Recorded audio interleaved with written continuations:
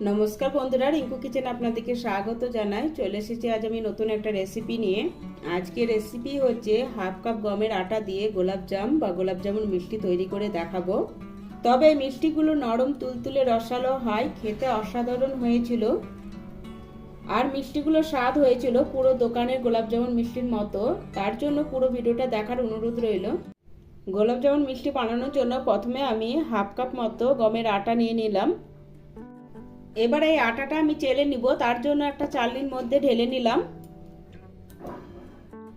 এবার দিয়ে দিব যে কাপ মেপে আমি আটা নিয়েছিলাম ওই কাপ মেপেই হাফ কাপ গুঁড়ো দুধ। গুঁড়ো দুধ দেওয়ার কারণে মিষ্টির স্বাদটা খুব সুন্দর হবে। এবার দিয়ে দিচ্ছি অল্প একটু বেকিং পাউডার। এবার সমস্ত উপকরণটা চেলে নিব। এভাবে চেলে নেওয়ার কারণে দানা দানা ভাবটা থাকবে না। সমস্ত উপকরণগুলো ভালোভাবে আমি চেলে নিলাম। এবার দিয়ে দিব 1 চামচ ঘি আর অল্প করে একটু এলাচ গুঁড়ো। এলাচ গুঁড়ো দেওয়ার কারণে মিষ্টির ফ্লেভারটা খুব সুন্দর আসবে। ঘি আর এলাচ গুঁড়োর সাথে ভালোভাবে মিশিয়ে নিলাম। ওই কাপ মেপে হাফ কাপ দুধ নিয়ে নিলাম। তবে দুধটা আমার পুরোটা লাগবে না, আমি একটা চামচের সাহায্যে অল্প অল্প করে দিব আর আটাটা মেখে নিব।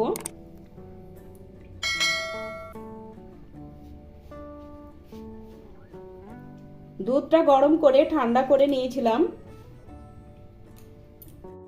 অল্প অল্প দুধ দিয়ে মিশ্রণটা মেখে নিয়েছি। প্রায় 8-10 চামচ মতো দুধ ব্যবহার করেছি, পুরো দুধটাই রয়ে গেছে। এবার দুধের কাপটা সাইডে রেখে মিশ্রণটা একটু মেখে নিব। মিশ্রণটা 4-5 মিনিট সময় নিয়ে খুব সুন্দর করে মেখে নিলাম। এবারে মিশ্রণটা নিয়ে ছোট ছোট লেচি কেটে নিব। ছোট ছোট লেচি কেটে নিলে মিষ্টির সাইজগুলো একই রকম হবে।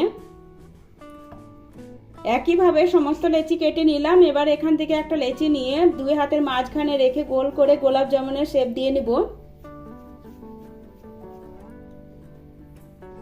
এই দেখুন, আমি একটা মিষ্টি বানিয়ে নিয়েছি। আর মিষ্টির সাইজটা আপনারা আপনাদের পছন্দ মতো বানিয়ে নেবেন। মিষ্টিগুলো বানানোর সময় অবশ্য খেয়াল রাখবেন মিষ্টিগুলো গায়ে ফাটল বা চিড় দাগ না থাকে। ফাটল বা চিড় থাকার কারণে মিষ্টিগুলো যখন তেলে ভাজবেন তখন ভেঙে যাওয়ার সম্ভাবনা থাকে। একইভাবে সমস্ত মিষ্টিগুলো বানিয়ে তারপর আমি আপনাদের দেখাবো। একইভাবে সমস্ত মিষ্টিগুলো বানিয়ে আমি একটা প্লেটের মধ্যে নিয়ে নিলাম। এবার সিরা বানাবো, তার জন্য কড়াইয়ের মধ্যে দিয়ে দিলাম 1 কাপ মতো চিনি আর দিয়ে দিলাম ওই কাপ মেপে 1.5 কাপ জল। চিনির সিরাটা যাতে সুন্দর ফ্লেভার আসে তার জন্য 2টো এলাচ মুখ ফাটিয়ে দিয়ে দিলাম। এবার নাড়াচাড়া করে চিনিগুলো গলিয়ে নিব। চিনিগুলো খুব সুন্দরভাবে গলে গেছে। এবার 1.5-2 মিনিট সময় নিয়ে হাই ফ্লেমে চিনির সিরাটা ফুটিয়ে নিব। চিনির সিরাটা 2 মিনিট সময় নিয়ে ফুটিয়ে নেওয়ার কারণে চিনির সিরাটা পুরোপুরি রেডি হয়ে গেছে। এবার আমি চিনির সিরাটা সাইডে রেখে দিব। এবার মিষ্টিগুলো ভাজবো, তার জন্য একটা কড়াইতে পরিমাণ মতো সাদা তেল গরম করতে বসিয়ে দিয়েছি। তেলটা ভালোভাবে গরম করে নিয়ে গ্যাসের ফ্লেমটা মিডিয়ামে করে একে একে মিষ্টিগুলো তেলের মধ্যে ছেড়ে দিলাম। এগুলো এভাবে একটু নাড়াচাড়া করে দিব যাতে চারিদিকটা খুব সুন্দরভাবে ভাজা হয়। মিষ্টিগুলো উল্টে পাল্টে সুন্দর কালার আসা অবধি ভেজে নিতে হবে। মিষ্টিগুলো উল্টে পাল্টে ভেজে নিয়েছি আর মিষ্টিগুলো থেকে খুব সুন্দর একটা কালার চলে এসেছে। এবার আমি তেল ঝরিয়ে মিষ্টিগুলো তুলে একটা প্লেটের মধ্যে রেখে দিব। মিষ্টিগুলো দেখুন তেলের মধ্যে কি সুন্দর ফুলেছে। একই রকম ভাবে সমস্ত মিষ্টিগুলো আমি ভেজে তুলে নিলাম। এবার ভেজে রাখা গরম মিষ্টিগুলো চিনি শিরার মধ্যে দিয়ে দিব। তারপর নাড়াচাড়া করে দিব যাতে চিনি শিরাটা মিষ্টি চারিদিকে খুব সুন্দরভাবে ঢুকে। এবার মিষ্টিগুলো 2 মিনিট সময় নিয়ে ফুটিয়ে নিব।